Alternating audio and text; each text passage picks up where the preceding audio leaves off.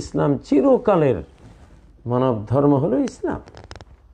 কখনো এটা ছাড়া নবীরা অন্য কোন, এটা দ্বারা চিরস্থায়িত্ব বোঝায়, অর্থাৎ আল্লাহর কাছে চিরস্থায়ী ধর্মই হলো ইসলাম, চিরকালের মানব ধর্ম হলো ইসলাম। কখনো এটা ছাড়া নবীরা অন্য কোনো দিন নিয়ে আসেননি। এটা দ্বারা চিরস্থায়িত্ব বোঝায়, অর্থাৎ আল্লাহর কাছে চিরস্থায়ী, এটা চিরস্থায়িত্বের উপকার দেয়। এই ধাঁচে আরবি গ্রামারে একটা বাক্য তৈরি হলে এটা দ্বারা চিরস্থায়িত্ব বোঝায়, অর্থাৎ আল্লাহর কাছে চিরস্থায়ী ধর্মই হলো ইসলাম, চিরকালের মানব ধর্ম হলো ইসলাম। কখনো এটা ছাড়া নবীরা অন্য কোনো দিন নিয়ে আসেননি। আপনি নূহ আলাইহিস সালামের দিন কি ছিল? আপনি কোরআন খুঁজলে এক আধটু কথা পাইলেই তো বাস ক্লিয়ার। বিশ্বকোষ ঘাটার কোনো দরকার নেই। এই কোরআন সন্দেহাতীত সত্য গ্রন্থ। দেখুন, হযরত নূহ আলাইহিস সালাম ইব্রাহিম আলাইহিস সালামের আগে, আদমের পরে প্রথম রাসূল, এবং প্রথম ধর্ম যখন বিকৃত হয়েছিল, আদম থেকে নূহ আলাইহিস সালাম পর্যন্ত ইবনে আব্বাসের একটি বর্ণনা আছে সহিহ বুখারীতে, কানা বাইনা আদম ওয়া নূহিন আশারাতু কুরুন কুল্লুহুম আলাল ইসলাম। আদম থেকে নূহ আলাইহিস সালাম পর্যন্ত 10 শতাব্দী ছিল, 1000 বছর ছিল, সবাই মুসলিম, সবাই মুসলিম। সুবহানাল্লাহ, সবাই মুসলিম ছিল। তাহলে আদম মুসলিম ছিলেন, আদম থেকে হযরতে নূহ আলাইহিস সালাম পর্যন্ত সবাই মুসলিম ছিলেন। আদম কোথায় এসছেন? স্ট্রং একটা বর্ণনা এসছে, তিনি শ্রীলঙ্কায় এসছেন, অর্থাৎ অখণ্ড ভারতে। জাবাল আদম, আদম পাহাড়, আদম পর্বত যে শ্রীলঙ্কায় আছে, বিশাল উঁচু একটা পাহাড়, যেখানে রত্নপুর, শ্রীলঙ্কার রত্নপুরে তো 20,000 মিটারেরও উপরে সেখানে যে একটা পা, বিশাল মানুষের পা আছে, এটাকে ঐতিহাসিকভাবে হযরত আদম আলাইহিস সালামের পা মনে করা হয়। আর কোত্থেকে আসবে এই পাটা? ইব্রাহিম আলাইহিস সালামের 2 পা, যেমন মাকামে ইব্রাহিমে মক্কা, ওখানে এসছে হযরত আদম আলাইহিস সালামের পা। নামও এটার জাবাল আদম, কদম আদম, আদমের নামে। কোত্থেকে আসলে নামটা? তো তাহলে হিন্দ শব্দটাই তো হযরত নূহ আলাইহিস সালামের নাতির নাম। এখানে তো অনেক অনেক বড় বড় নবীগণের ছেলেদের কবর আছে হিন্দুস্তানে। তাহলে হিন্দুস্তানের প্রথম ধর্ম কি? সনাতন ধর্ম কি? আদি ধর্ম কি? ইসলাম, নিঃসন্দেহে ইসলাম। ধর্ম তো মূলত ইসলামই হলো ধর্ম, বাকিগুলি বিকৃতি। পরস্পর ঝগড়া ঝাঁটি করে করে করে করে গুরুরা, ধর্মীয় মানুষেরা যারা ব্যবসা করেছে ধর্ম দিয়ে, তারা নতুন নতুন ধর্ম বানিয়ে দিয়েছে। তো ইসলাম ছাড়া তো পৃথিবীতে কোনো ধর্মের অস্তিত্বই নেই, প্রথমেও ছিল না, এবং লাস্ট ঈসা আলাইহিস সালামের যুগ থেকে কিয়ামত পর্যন্ত একটা পর্ব আসবে, ইসলাম ছাড়া কোনো ধর্মই থাকবে না পৃথিবীতে। আচ্ছা, আপনি সূরা ইউনূসে পড়ে দেখবেন যে হযরত নূহ আলাইহিস সালাম কি বলছেন। এটা 11 নম্বর পারা, 10 নম্বর সূরা, সূরা ইউনূস, আয়াত নম্বর 72। ওয়া উমিরতু আন আকুনা মিনাল মুসলিমিন। আমাকে আদেশ করা হয়েছে, নূহ আলাইহিস সালাম বলছেন, আমাকে আদেশ করা হয়েছে আন আকুনা, যাতে আমি হই মিনাল মুসলিমিন, মুসলিমদের অন্তর্ভুক্ত। ভারতে তারা যে দেবতা পূজা করে নূহ আলাইহিস সালাম, আর ব্রহ্মা নামে যাকে পূজা করে বরহামা, ইব্রাহিম, হযরত ইব্রাহিম আলাইহিস সালাম। আমি আরেকদিন বলেছি যে তারা বলে ব্রহ্মার বৃদ্ধকালে সন্তান হয়েছে। বৃদ্ধকালে সন্তান হয়েছে কার? ইব্রাহিম আলাইহিস সালামের। এবং তার 2 স্ত্রী ছিল। কোন নবীর 2 জন স্ত্রী বিখ্যাত ছিল? ইব্রাহিম আলাইহিস সালামের। এবং নাম সহ হিন্দু ধর্মগ্রন্থে আছে সরস্বতী, হাকরা, সরস্বতী সারাসতী, হাকরা হাজরা। মিশরীয় অঞ্চলে ওরা জিমকে গাইন পড়ে হাগরা, তো হাগরা সেখানে হাজেরা, একই কথা। হযরত হাজেরা আলাইহিসসালাম, সারা আলাইহিসসালাম, তো এক পুত্র কোরবানি হয়েছে কার? হযরত ইব্রাহিম আলাইহিসসালামের পুত্র ইসমাইল কোরবানি হয়েছে। একটা দুম্বা দ্বারা মুক্তি পেয়েছেন, সেটাও ধর্মগ্রন্থে আছে হিন্দুদের। তো এখানে ইব্রাহিম আলাইহিসসালাম কি ছিলেন তাহলে? তোমরা যে ব্রহ্মা নাম দিয়ে ওনারে পূজা করো, উনি কি ছিলেন? দেখো সূরা আল বাকারার মধ্যে কোরআনে কোনো তথ্য পেলে তো আর কোথাও যাওয়ার কারোই দরকার নাই। মুসলিমেরও দরকার নাই, হিন্দুরও দরকার নাই, খ্রিস্টানেরও দরকার নাই। এটা এখন একদম চিরপরীক্ষিত আল্লাহর এই কোরআন। তো এখন দেখুন হযরতে ইব্রাহিম আলাইহিস সালাম সম্বন্ধে তো কোরআনে আছে, ইয ক্বালা লাহু রাব্বুহু আসলিম, যখন ইব্রাহিমকে তার রব বললেন আসলিম, তুমি মুসলিম হয়ে যাও। ক্বালা আসলামতু লিরাব্বিল আলামিন, তিনি বললেন আমি ইসলাম কবুল করলাম, মুসলিম হয়ে গেলাম রব্বুল আলামিনের উদ্দেশ্যে, তাতে তার কাছে আমি আত্মসমর্পণকারী হয়ে গেলাম। 2 নম্বর সূরা আল বাকারার 131 নম্বর আয়াত। এর আগে এই সূরারই 127 নম্বর আয়াতে, 128 নম্বর আয়াতে কি বলেছেন ইব্রাহিম আর ইসমাইল? রব্বানা ওয়াজআলনা মুসলিমাইন লাক, হে আমাদের রব, আমাকে আর ইসমাইলকে মুসলিম বানান, দুই মুসলিম বানান আপনার উদ্দেশ্যে। ওয়া মিন যুররিয়াতিনা উম্মাতাম মুসলিমাতাল লাক, আমাদের বংশধর থেকেও আপনি একটি উম্মতে মুসলিমা, মুসলিম জাতি আপনি সৃষ্টি করেন। দেখুন ইব্রাহিম আলাইহিস সালাম, ইসমাইল আলাইহিস সালাম, তারা মুসলিম এবং তাদের বংশধরের মধ্যে মুসলিম জাতি যাতে থাকে, কন্টিনিউ যাতে থাকে, আল্লাহর কাছে দোয়া করছেন। তো তাহলে বাংলাদেশের শিশুদেরকে বিভিন্ন পাঠ্য বইতে এই দেশকে হিন্দুকরণের জন্য, জাহান্নামী বানাবার জন্য, শয়তানের পূজারী বানাবার জন্য যারা নিজেরা ধ্বংস হয়ে গেছে, বিভ্রান্ত হয়ে গেছে, তারা মুসলিম শিশুদেরকে তারা শেখাতে আসে যে মুসলিমরা এই অঞ্চলে বহিরাগত, এরা এটা সেটা, ওরা নাকি ভালো লোক। এখন চোর এসে যদি গৃহস্থের জায়গা দখল করে বলে ওই বেটা চোর, আমি এই বাড়ির মালিক, সেটা যেরকম একটা মিথ্যাচার, এটাও চরম একটা মিথ্যাচার। তো আমরা যখন কোরআন হাতে নিয়ে যে কোনো তথ্য আমরা নেব, তখন পৃথিবীর কোনো লাইব্রেরিতে আর যাওয়ার দরকার নেই। অনন্ত এক জ্ঞানের মহাসাগর আল্লাহ আমাদেরকে দিয়ে দিয়েছে। আপনি পৃথিবীর সকল গ্রন্থের যেই মৌল আলোচনাগুলি, উপকারী জ্ঞানগুলি আপনি কোরআনের একটা শব্দ থেকে, দুটা শব্দ থেকে নিয়ে আসতে পারেন, যেটা হাজার হাজার বিশ্বকোষে আপনি এত সঠিকভাবে আপনি পাবেন না। তো প্রিয় বন্ধুরা, আজকে বিষয়টি অত্যন্ত জরুরি। আমাদের শিশুরা, আমরা মুসলিমরা, মুসলিম সন্তানরা যাতে তাদের মনের ভিতরে পরাজিত না হয়ে যায়।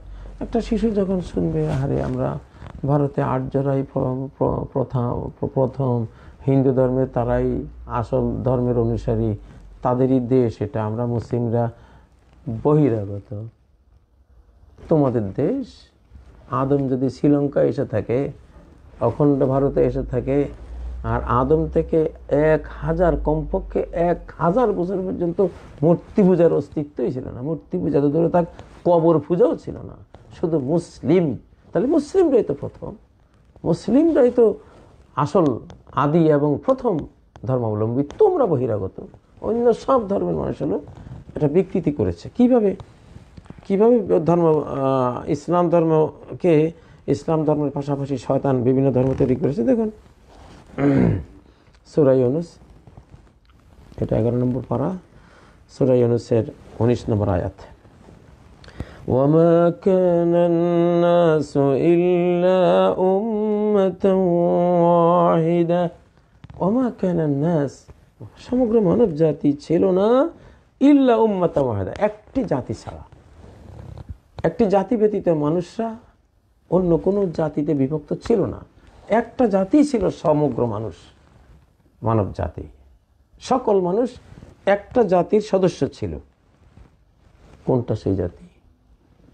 ওই যে ইন্নাদ-দীন ইনদাল্লাহিল ইসলাম, যে উমিরতু আন আকুনা মিনাল মুসলিমিন, নূহ আলাইহিস সালাম বলছেন, ইব্রাহিম আলাইহিস সালাম বলছেন, এবং মূসা আলাইহিস সালামও বলছেন। হযরত ঈসা আলাইহিস সালাম তো নিয়ে আসছেন, উনি ইসলাম নিয়ে আসছেন। মুহাম্মদ সাল্লাল্লাহু আলাইহি সাল্লাম তো ইসলামের পুরোটাই নিয়ে আসছেন। সমস্ত নবীরাই ইসলাম নিয়ে আসছেন। তো এই ইসলামিক জাতি আদম থেকে মুহাম্মদ পর্যন্ত, কিয়ামত পর্যন্ত ধর্ম একটাই। আদি বলেন, সনাতন বলেন, সঠিক বলেন, প্রাচীন বলেন, অরিজিনাল বলেন, সব হলো ইসলাম। আর যারা ইসলামকে এখন দোষারোপ করতে যায়, ওরাই হলো ভুয়া, আর্টিফিশিয়াল, বানোয়াট। তারা তাদের মনের কুপ্রবৃত্তি থেকে ওগুলো বানিয়েছে জাহান্নামে নেওয়ার জন্য মানুষকে।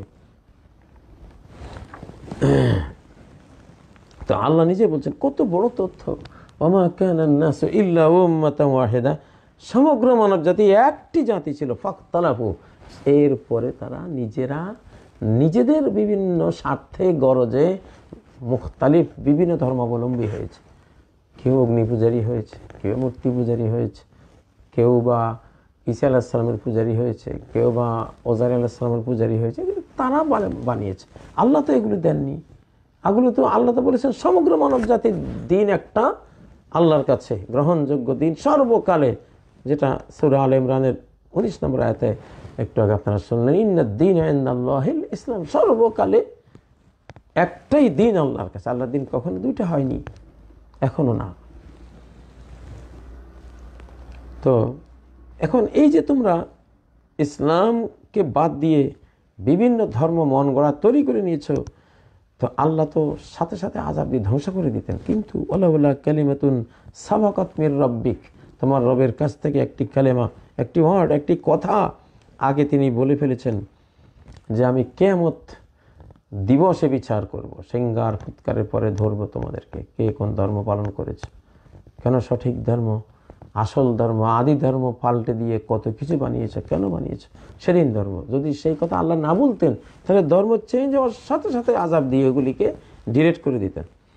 আল্লাহ নিজে বলছেন, লাকুদিয়া বাইনাহুম ফীমা ফীহি ইখতালিফুন, যদি সেই কালেমা, সেই কথা, সেই ওয়ার্ড আল্লাহ না দিতেন, তাহলে তাদের মধ্যে ফয়সালা করে দেওয়া হতো সেই ধর্মের বিষয়টি নিয়ে, যে ধর্মের বিষয়ে তারা বিভিন্ন মতপথ তারা তৈরি করেছে। তাহলে আমরা কি পেলাম? ইসলামই আদি ধর্ম, মুসলিমরাই অরিজিনাল বাসিন্দা এই পৃথিবীর, আদম থেকে এই পর্যন্ত পৃথিবীর সর্বত্র তারাই অরিজিনাল। কারণ মানব জাতির কাছে আগে কোনো ধর্মই ছিল না। হযরত নূহ আলাইহিস সালামের সময় সর্বপ্রথম কবর পূজা, মূর্তি পূজা ইত্যাদি এগুলো শয়তানের কুমন্ত্রণায় মানুষেরা অজ্ঞতাবশে তৈরি করেছে, এবং সেই থেকে শুরু হয়েছে আযাব আর গজব বিভিন্ন। দেখুন, একটি আয়াত সূরা বনী ইসরাঈলের 17 নম্বর আয়াত, কিচ্ছু লাগে না, আর কোনো ইতিহাস পড়তে হবে না। একটি আয়াত যথেষ্ট যে বর্তমান পৃথিবীতে যত অশান্তি, যত সাইক্লোন, যত ভূমিকম্প, যত হানাহানি, যত মহামারী, যত দুর্ভিক্ষ, যত কিছু বিপর্যয়, সব একমাত্র ইসলাম থেকে সৃষ্টি জগতের, টোটাল সৃষ্টি জগতের জন্য যে একটা নীতি দিয়েছিলেন আল্লাহ চলার জন্য, বিধান দিয়েছিলেন, অর্থাৎ ইসলাম একটা দিন দিয়েছিলেন, সিস্টেম দিয়েছিলেন মহাবিশ্বে চলার, একই সিস্টেমে সব চলবে, এটাই ইসলাম। গোলাপ ফুলের ইসলাম কি?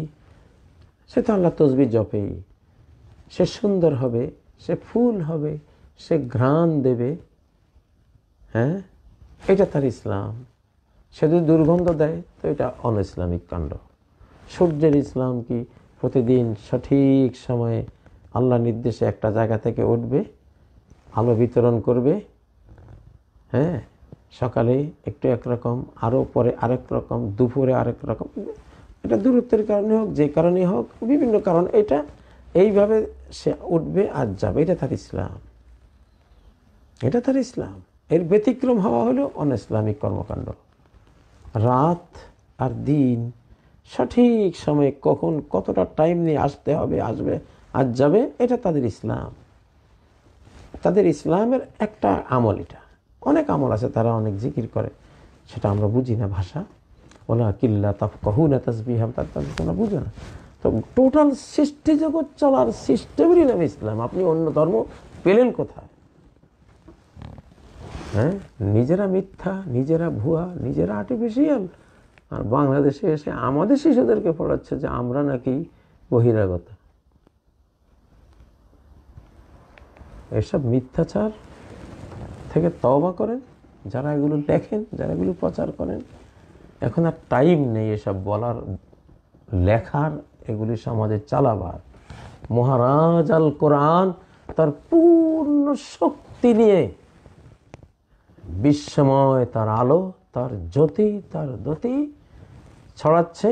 এখন ফাইনাল সেই আলো বিতরণ, আলোকমালা ছড়াবার, আলোচ্ছটা দিয়ে গোটা বিশ্বকে আলোকিত, আলোক উদ্ভাসিত করার এখন শেষ সময় এসে গেছে। এখন আর এগুলোর খাওয়া নাই। এগুলো করতে যাবে আসমানের মার, আল্লাহর আক্রোশে পড়ে ইতিহাসের কলঙ্কিত নাম নিয়ে হারিয়ে যাবে দুনিয়া থেকে। বাংলাদেশের ব্যাপারে কেউ এইসব দুঃসাহস দেখাবেন না। আপনারা যারা এগুলো লিখছেন মনে করছেন আমরা এগুলো জানি না।